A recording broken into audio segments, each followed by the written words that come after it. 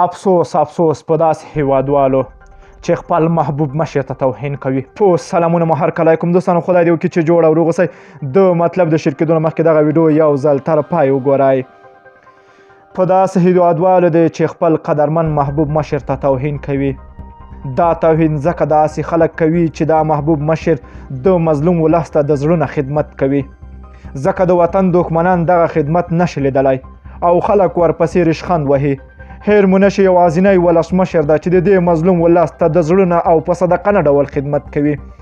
نن تاسو وګورئ چې نن دوی داسې لوړ شخصیت ته سپکاوی کوي چې نړۍ په سطحه شاګردان لري. خو افسوس داسې خلک د پردیو هیوادونو جاسوسان دي چې داسې عمل ترسره کوي.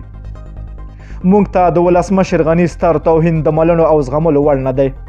نور هم واضح شو چې تلو نیوز یو شیطاني او د پردیو په لاس جوړه سوې مزدوره جاسوسه پردیه پاله او متعصبه رسنۍ ده چې د مزدورو او پردیو پالو رسنیو د بیان له ازادۍ همیشه نامشروع ګټه پورته کړې.